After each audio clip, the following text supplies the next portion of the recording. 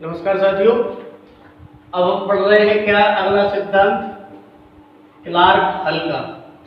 और क्लार्क हल ने जो सिद्धांत दिया उस सिद्धांत को कहा जाता है क्या?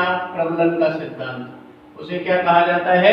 प्रबलन का सिद्धांत। इससे पहले हमने व्यवहारवादियों में थॉर्नडाइक पढ़ लिया है, व्यवहारवादियों में पावलोव पढ़ लिया है, व्यवहारवादियों में स्किनर पढ़ लिया है।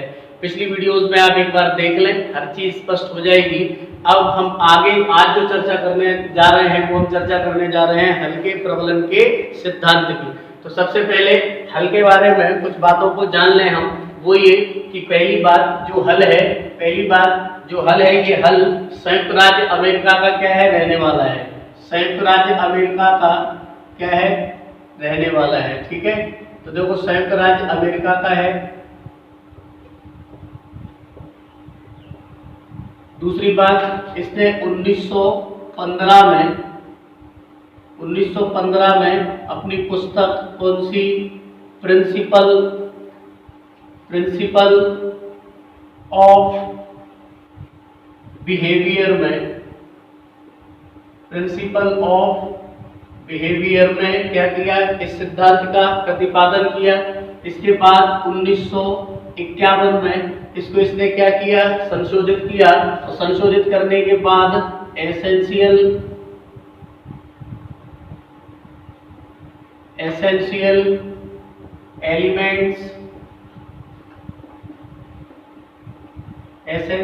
एलिमेंट्स ऑफ साइकोलॉजी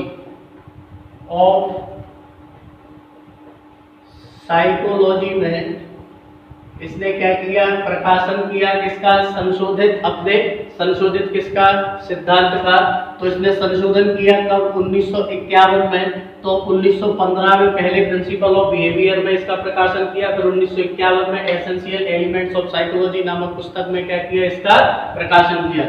उसके बाद अगर हम देखें कि इस सिद्धांत का जो आधार था वो आधार क्या था? तो पावलोव का सिद्धांत और थॉर्नडाइक का सिद्धांत। पावलोव का सिद्धांत और किसका? थॉर्नडाइक का। इन दोनों के सिद्धांत को क्या माना? आधार माना। और बराबर अपना क्या दिया? प्रबलन का सिद्धांत दिया। तो इसका जो सिद्धांत था वो सिद्धांत थॉर्नडाइक के और पावलोव के सिद्धांतों पर क्या था? आधारित था। और इसके सिद्धांतों के अगर उपनाम की चर्चा करें तो इसके सिद्धांतों को जाना जाता है चालक न्यूनता के सिद्धांत के नाम से। चालक न्यूनता के सिद्धांत के नाम से इसको जाना जाता है। दूसरा, उद्देश्य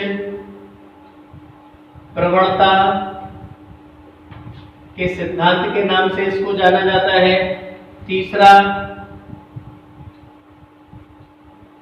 आवश्यकता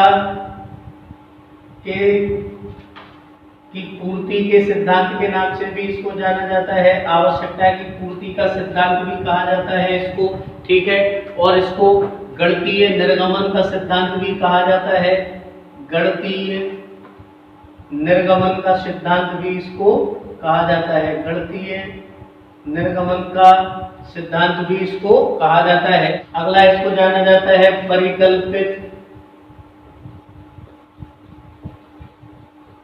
निगमन का सिद्धांत। परिकल्पित निगमन का सिद्धांत के नाम से भी इसको जाना जाता है। और अगला नाम है इसका क्या? जैविकीय अनुकूलन का सिद्धांत भी इस नाम से भी इसको जाना जाता है। ठीक है, तो आपको याद रखना है कि ये इसके क्या है? उपनाम है।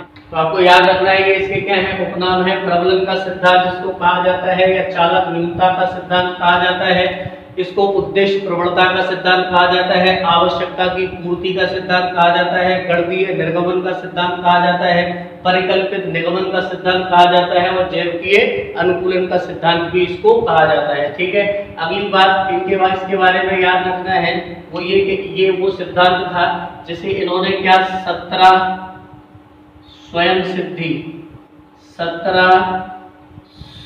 सिद्धि और 17 उपसिद्धांतों 17 क्या उपसिद्धांतों और 133 133 प्रमेयों के आधार पर क्या किया, इसको प्रस्तुत किया। इसीलिए इसको कहा जाता है क्या, गणितीय निर्गमन का सिद्धांत। ठीक है, तो इसे गणितीय क्या कहा जाता है, निर्गमन का सिद्धांत कहा जाता है। क्यों, क्योंकि इन्होंने 17 स्वयं सिद्धि, 17 उपसिद्धि और 133 प्रमेयों के आधार पर इसको क्या किया, प्रस्तुत किया।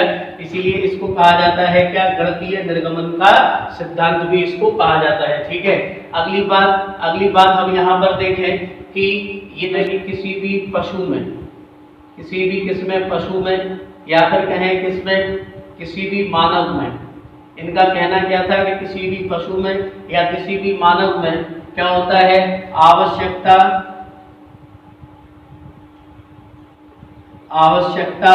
की पूर्ति की प्रक्रिया द्वारा, आवश्यकता की पूर्ति की प्रक्रिया द्वारा क्या होता है, अधिगम होता है। मतलब ये कि यहाँ पर आप ये देखो कि यहाँ पर इन्होंने जो अधिगम जो होता है उसके लिए इन्होंने क्या कहा कि जो अधिगम होता है, ये अधिगम कैसे होता है, तो इन्होंने कहा कि अधिगम होता है आवश्यकता की पूर्ति की प्रक्रिया के द्वारा। तो यहाँ पर आपको याद रखना है कि ये व्यवहारवादी तो है, और व्यवहारवादी क्या करते हैं, आर और एस की चर्चा करते हैं। ठीक है, या फिर मतलब इन दोनों की चर्चा करते हैं, उद्दीपक की और किसकी, अनुक्रिया की। तो यहाँ पर हमने देखा है कि अनुक्रिया को मानने वाला है कौन, स्किनर, और उद्दीपक को ज्यादातर महत्व देने वाले हैं पावलोव और कौन, थॉर्नडाइक। तो इसने क्या किया है, इसने यहाँ पर जो क्या नाम से आपका जो उद्दीपक है, इस उद्दीपक के स्थान पर शब्द का प्रयोग किया है, किसका, आवश्यकता का। मतलब यहाँ पर जो उद्दीपक है, जो स्टिमुलस है, उस स्टिमुलस के स्थान पर ये शब्द रखा है इन्होंने, क्या, किसके स्थान पर, उद्दीपक के स्थान पर। उद्दीपक के स्थान पर इन्होंने ये क्या रखा है, ये शब्द रखा है क्या, आवश्यकता की पूर्ति। और आवश्यकता की पूर्ति के स्थान पर इन्होंने यहाँ पर एक शब्द का और प्रयोग किया है, आवश्यकता की कमी का। किसका, आवश्यकता की कमी का। इस शब्द का प्रयोग भी इन्होंने आवश्यकता की पूर्ति के लिए ही किया है। तो आप ये भ्रम मत मान लेना कि आवश्यकता की कमी का मतलब आवश्यकता की कमी होगी। इन्होंने ये कहा कि यहाँ पर इन्होंने आवश्यकता की पूर्ति के लिए आवश्यकता की कमी शब्द का भी क्या किया है, शब्द का भी इन्होंने क्या किया है, प्रयोग किया है। तो ये तो थी इनकी क्या बेसिक सी बात। अब हम ये देखते हैं कि इनका प्रयोग क्या था। ठीक है, अगर हम इनका प्रयोग देखें कि इनका प्रयोग क्या था, तो देखो प्रयोग क्या था, प्रयोग इन्होंने किया था किस पर, भूखी बिल्ली पर। इनका जो प्रयोग था वो प्रयोग किस पर के ऊपर था, भूखी बिल्ली के ऊपर। तो इन्होंने गाय के ऊपर, भूखी बिल्ली के ऊपर प्रयोग किया।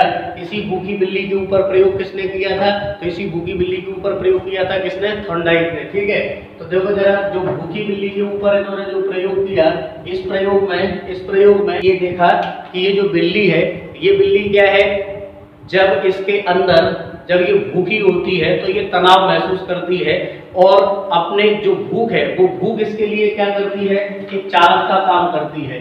भूख इसके लिए क्या करती है, एक चालक का काम करती है। और इसका जो भोजन है, ये भोजन इसे क्या कर देता है, संतुष्टि देता है, या एक काय के रूप में काम करता है, पुनर्बलन के रूप में क्या करता है, काम करता है। तो भोजन पुनर्बलन के रूप में काम करता है, या फिर कहें कि भोजन इसके लिए क्या करता है, इसकी आवश्यकता की क्या कर देता है, पूर्ति कर देता है। आवश्यकता की क्या कर देता है, पूर्ति कर देता है। और जो चालक है, ये चालक इसके अंदर क्या कर देता है, अभिप्रेरणा जगा देता है। ये चालक इसके अंदर क्या कर देता है, अभिप्रेरणा जगा देता है। ध्यान से समझना जरा मैं क्या कह रहा हूँ। मैं ये कह रहा हूँ कि इन्होंने भूखी बिल्ली पर प्रयोग किया। भूखी बिल्ली के लिए जो भूख थी, वो भूख एक प्रकार का क्या थी, चालक थी। और ये चालक यानी भूख, ये भूख उस बिल्ली के अंदर एक अभिप्रेरणा जगा देगी, क्या करने के लिए, भोजन की प्राप्ति के लिए, क्या करने के लिए, अनुक्रियाएं करने के लिए। तो ये अभिप्रेरणा काय से मिली, चालक से मिली। और ये चालक कौन है, यहाँ पर भूख है। तो ये भूख क्या करेगी, ये भूख इसके अंदर लक्षित उद्देश्य को प्राप्त करने के लिए प्रेरित करेगी कि तुम ये काम करो। जैसे बिल्ली भूखी थी तो वो भोजन के लिए क्या करेगी, काम करना शुरू कर देगी, अनुक्रियाएं करना शुरू कर देगी, लक्ष्य की प्राप्ति के लिए अनुक्रियाएं क्या कर देगी, शुरू कर देगी।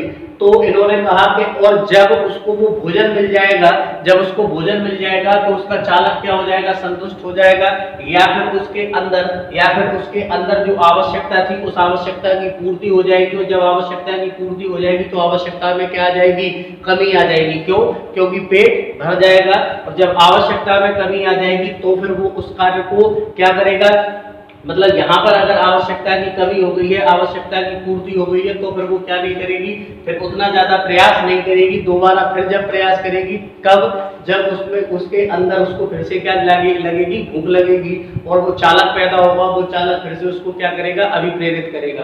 बात समझना जरा, इसको हम कुछ इस तरीके से समझने की कोशिश करते हैं, जिसको देखो जरा, चालक की संतुष्टि, यहाँ पर क्या, चालक की संतुष्टि, ठीक है। या फिर देखो, अब देखो इसको हम एक चार्ट की दृष्टि से समझने की क्या करते हैं, कोशिश करते हैं, ठीक है। तो देखो जरा,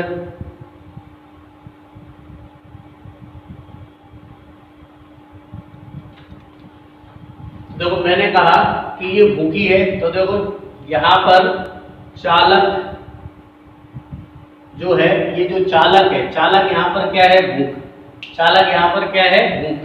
तो देखो भूख यहां पर क्या है, चालक है, भूख यहां पर क्या है, चालक है। अब ये चालक क्या करेगा, ये चालक अभिप्रेरित करेगा,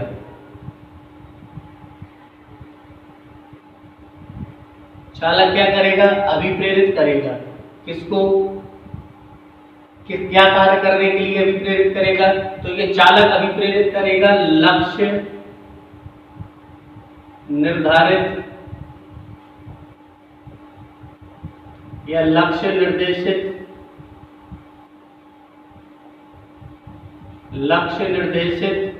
अनुक्रिया करने के लिए। ये क्या करेगा, इसको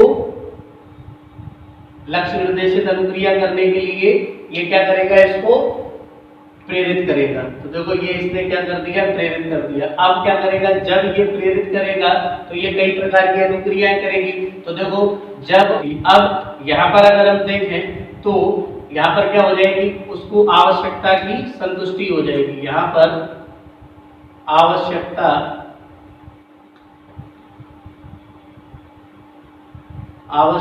की क्या हो जाएगी, संतुष्टि हो जाएगी। अब आवश्यकता की जब संतुष्टि हो जाएगी तो वो क्या हो जाएगा, जब आवश्यकता की संतुष्टि हो जाएगी तो वो संतुलन में आ जाएगी, तो वो क्या हो जाएगी, संतुलन में आ जाएगी। अब इसके बाद क्या होगा, मैं इसे मिटा रहा हूँ, ठीक है। इसके बाद क्या होगा कि फिर से उसके अंदर चालक जागेगा, तो चालक का पुनः प्रकटीकरण होगा, तो फिर से वो क्या करेगी, उसके अंदर फिर से क्या होगी, जैविकीय आवश्यकता फिर से जागेगी, जैविकीय आवश्यकता फिर से जागेगी, और फिर से वो क्या करेगी, तनाव का अनुभव करेगी, और जब फिर से तनाव का अनुभव करेगी तो चालक प्रणोदक उसके अंदर फिर से जागेगा, और वो फिर से क्या करने लगेगी, काम करने लगेगी, क्या करने के लिए, भोजन की प्राप्ति के लिए। तो आपको ये याद रखना है कि इस तरीके से हम इसको समझ सकते हैं कि ये इन्होंने समझाने की कोशिश क्या की है। और इसको जो कहा गया है, वो कहा गया है क्या, संतुलन चक्र। क्या कहा गया है, जैविकीय संतुलन चक्र। अब इसको जरा समझना, जरा ये है क्या। तो देखो जरा ये है क्या, यहाँ पर ये बताया गया है कि चालक का मतलब ये बिल्ली है भूखी, ये भूखी बिल्ली को जब भूख लगेगी तो वो भूख इसके लिए काम करेगी, किसका, चालक का।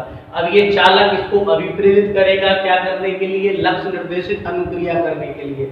लक्ष्य निर्देशित अनुक्रिया का क्या मतलब है, तो लक्ष्य निर्देशित अनुक्रिया का मतलब है भोजन की प्राप्ति के लिए। और फिर जब इसको भोजन की प्राप्ति हो जाएगी तो आवश्यकता की क्या हो जाएगी, संतुष्टि हो जाएगी। ये इसके लिए क्या करेगा, एक प्रॉब्लम के जैसा काम करेगा, तो ये काय में आ जाएगी, संतुलन में आ जाएगी। यानी अब इसको जैविकीय संतुलन कहेंगे, ठीक है। तो ये संतुलन में आ जाएगी, और संतुलन के बाद फिर से उसके अंदर भूख जागेगी, तो जैविकीय आवश्यकता फिर से जागेगी। फिर चालक क्या नाम से जाएगा, फिर क्या उसी तरीके से ये काम करती रहेगी। तो इस तरीके से क्या होता है, अधिगम होता है। ऐसा किसने कहा, ऐसा ये सिद्धांत है किसका, प्रबलन का। किसने दिया, तो ये सिद्धांत किसने दिया, हम कहेंगे किसने दिया, हल ने दिया। ठीक है, अब आगे देखो इससे, और इसमें देखो समझ, इससे निकल के क्या आता है, तो इससे ये निकल के आता है कि ये जो है कौन, हल ने यहाँ पर सबसे ज्यादा जिसको महत्व दिया है, वो किसको महत्व दिया है, पुनर्बलन को। यहाँ पर इन्होंने सबसे ज्यादा महत्व किसको दिया है, पुनर्बलन को दिया है। इन्होंने ये कहा है कि पुनर्बलन मतलब क्या, पुनर्बलन का मतलब ये है यहाँ पर क्या, आवश्यकता की पूर्ति। पुनर्बलन का मतलब क्या है, यहाँ पर आवश्यकता की पूर्ति। तो देखो जरा, जो आवश्यकता की पूर्ति है वही यहाँ पर क्या है, एक पुनर्बलन का काम कर रही है। मतलब ये इनका कहना है कि कोई भी प्राणी उसी काम को सीखता है जिस काम को सीखने से उसकी आवश्यकता की क्या हो जाती है, पूर्ति हो जाती है। मतलब यहाँ पर बिल्ली उसी काम को सीखी है, अगर उसको भोजन नहीं मिलता तो वो तनाव महसूस करती और वो काम को नहीं सीखती। तो यहाँ पर इन्होंने क्या कहा कि कोई भी प्राणी उसी कार्य को सीखता है जिस कार्य को करने से उसकी आवश्यकता की क्या होती है, पूर्ति होती है, या फिर उसकी आवश्यकता में क्या आती है, कमी आती है, या फिर उसकी आवश्यकता में क्या आती है, कमी आती है। ये यहाँ से आपको समझ लेना है। अब इनके सिद्धांत के बारे में स्किनर ने, इनके सिद्धांत को स्किनर ने क्या बोला है, उद्दीपक प्रतिक्रिया का सिद्धांत बोला है। किसने, स्किनर ने। और स्किनर ने इनको, इसके सिद्धांत को सर्वश्रेष्ठ सिद्धांत बताया है। क्या बताया है, सर्वश्रेष्ठ सिद्धांत बताया है। किसको, तो हम कहेंगे प्रबलन के सिद्धांत को। यहाँ पर याद रखना है, स्किनर के सिद्धांत को कहा जाता है क्या, सर्वश्रेष्ठ सिद्धांत। लेकिन स्किनर ने जिसके सिद्धांत को सर्वश्रेष्ठ सिद्धांत कहा है वो किसके को कहा है, हल के सिद्धांत को कहा है। यहाँ पर इसने, स्किनर ने इसको उद्दीपक प्रतिक्रिया का सिद्धांत कहा है। किसने, स्किनर ने। किसके सिद्धांत को, हल के सिद्धांत को। अगली बात देखो, अगला ये कि यहाँ पर एक व्यक्ति आता है क्या, एंडरसन। यहाँ पर एक व्यक्ति आता है कौन, एंडरसन। ये भी क्या है, व्यवहारवादी मनोवैज्ञानिक है। तो एंडरसन क्या कहता है, एंडरसन कहता है कि जो हल का जो सिद्धांत है वो सिद्धांत उसी वर्ग का है जिस वर्ग का थॉर्नडाइक का सिद्धांत। लेकिन ये थॉर्नडाइक की अपेक्षा अधिक नपा और तुला है। कहने का मतलब ये कि एंडरसन भी इसको क्या कह रहा है, एक श्रेष्ठ सिद्धांत बताने की कोशिश कर रहा है। एंडरसन क्या कह रहा है, एंडरसन कह रहा है कि हल का जो सिद्धांत है वो हल का सिद्धांत थॉर्नडाइक के सिद्धांत के वर्ग का या उनकी कोटि का ही है, लेकिन ये थॉर्नडाइक के सिद्धांत से अधिक क्या है, नपातुला है। स्किनर ने भी इसको क्या माना है, सर्वश्रेष्ठ सिद्धांत माना है। अब अगली बात यहाँ पर, अब बात ये आती है कि इन लोगों ने इसको अधिक नपातुला और इनने इसको श्रेष्ठ क्यों माना है। तो इसका कारण है कि इन्होंने, किसने, तो हम कहेंगे किसने, हल ने काय पर, जीवों की मनोदशा पर, जीवों की काय पर, रुचि पर, जीवों की काय पर, आवश्यकता पर क्या दिया है, बल दिया है। आवश्यकता पर क्या दिया है, बल दिया है। मतलब ये कि इन्होंने ये बताया है कि जीवों की मनोदशा के आधार पर, उनकी रुचि के आधार पर और उनकी आवश्यकता के आधार पर क्या होना चाहिए, अधिगम होना चाहिए। मतलब ये कि यहाँ से ये बात निकल के आती है, शिक्षा की उपादेयता की तरफ अगर देखें तो यहाँ से ये निकल के आती है कि जब भी कोई पाठ्यक्रम तैयार किया जाए, हल के सिद्धांत से ये बात निकल के आती है कि जब भी कोई पाठ्यक्रम तैयार किया जाए तो उसमें बालकों की रुचि का, बालकों की आवश्यकता का, ठीक है, बालकों की क्या आवश्यकता का क्या रखा जाए, ध्यान रखा जाए, और बालकों की क्या मनोदशा का क्या रखा जाए, ध्यान रखा जाए। अगली बात यहाँ से निकल कर आती है कि इन्होंने सबसे ज्यादा जो बल दिया है वो बल काय पर दिया है, प्रबलन पर। इन्होंने सबसे ज्यादा बल काय पर दिया है, प्रबलन पर। इन्होंने क्या दिया है, सबसे ज्यादा बल दिया है। ठीक है, तो इन्होंने प्रबलन पर क्या दिया, सबसे ज्यादा बल दिया है। ये बात आपको याद रखना है क्या, कि हल के सिद्धांत की जो शैक्षिक उपादेयता है, वो शैक्षिक उपादेयता क्या है, तो ये शैक्षिक उपादेयता है इसकी कि जो भी पाठ्यक्रम तैयार किया जाए वो पाठ्यक्रम क्या होना चाहिए, वो पाठ्यक्रम बालकों की मनोदशा को ध्यान में रखकर, वो पाठ्यक्रम बालकों की रुचि को ध्यान में रखकर, वो पाठ्यक्रम बालकों की आवश्यकताओं को ध्यान में रखकर बनाया जाना चाहिए। इन्होंने प्रबलन पर, पुनर्बलन पर क्या दिया है, अधिक महत्व दिया है। पुनर्बलन पर अधिक महत्व दिया है। मतलब ये कि अब बच्चों की जो आवश्यकताएं हैं वो जब ही सीखेंगे जब उनकी आवश्यकताओं की पूर्ति हो जाएगी, और आवश्यकताओं की पूर्ति ही यहाँ पर क्या कर रही है, प्रबलन का एक काम कर रही है। अगली बात यहाँ पर उन्होंने ये भी कहा कि जो भी तथ्य आपको पढ़ाना है, जो भी तथ्य आपको पढ़ाना है, उन तथ्यों के उद्देश्यों को क्या किया जाए, स्पष्ट किया जाए। उन तथ्यों के उद्देश्यों को क्या किया जाए, स्पष्ट किया जाए। उनके तथ्यों को क्या किया जाए, स्पष्टों को उद्देश्य किया, तथ्यों के उद्देश्यों को स्पष्ट किया जाए। ये बात भी हल का सिद्धांत यहाँ पर कहता है। अब देखो यहाँ से पेपर में आने वाले प्रश्न कौन से हैं, पेडागोजी के लिए क्या जरूरी है। तो एक तो बात ये जरूरी है कि हल के अनुसार हमें क्या करना है, जो भी पढ़ाना है उसके उद्देश्यों को स्पष्ट कर दिया जाना चाहिए, प्रबलन देना चाहिए। प्रबलन का मतलब ये कि अगर उनकी आवश्यकताओं की पूर्ति होगी तो ही वो सीखेंगे, और आवश्यकताओं की पूर्ति नहीं होगी तो वो नहीं सीखेंगे। और मनोदशा को ध्यान में रखना है, रुचि को ध्यान में रखना है। इस तरीके से मैं फिर से एक ओवरव्यू लिए लेते हैं कि जो हल का सिद्धांत है ये प्रबलन का सिद्धांत है, जिसको उद्देश्य प्रवणता का सिद्धांत कहते हैं। परिकल्पित निर्गमन का सिद्धांत इसको कहते हैं, ठीक है। चालक न्यूनता का सिद्धांत कहते हैं, ठीक है। तो ये इसके जैविकीय अनुकूलन का सिद्धांत कहते हैं। ये पॉवलोव और थॉर्नडाइक के सिद्धांत पर क्या है, आधारित है। इसमें 1951 में क्या किया गया है, संशोधन किया गया है। और इन्होंने जो प्रयोग किया वो किसके ऊपर किया, भूखी बिल्ली के ऊपर किया। और इन्होंने उद्दीपक के स्थान पर जो शब्द रखा वो शब्द रखा आवश्यकता की क्या, पूर्ति। आवश्यकता की पूर्ति के लिए आवश्यकता की कमी शब्द का भी इन्होंने प्रयोग किया है। आवश्यकता की कमी का इसलिए क्योंकि अगर किसी को एक रोटी खाना हो और उसको आधी भी मिल जाए तो उसकी कुछ आवश्यकता क्या हो जाती है, कम हो जाती है। तो वो आवश्यकता की पूर्ति ही है। लेकिन वहां पर जिस शब्द का प्रयोग इन्होंने किया है वो शब्द का प्रयोग किया है क्या, आवश्यकता की पूर्ति का। और स्किनर का जो उद्दीपक प्रतिक्रिया, स्किनर ने इसको सर्वश्रेष्ठ माना और उद्दीपक प्रतिक्रिया का सिद्धांत नाम दिया किसने, स्किनर ने। तो स्किनर ने इसको उद्दीपक प्रतिक्रिया का सिद्धांत बोला है स्किनर ने, और एंडरसन ने भी ये बोला है कि ये थॉर्नडाइक के सिद्धांत के करीब है, निकट है, ठीक है। और लेकिन ये थॉर्नडाइक की अपेक्षा ज्यादा क्या है, नापतला है, ठीक है। अब हम अगले किसी अधिगम के सिद्धांत को पढ़ेंगे, व्यवहारवादी के। तब तक के लिए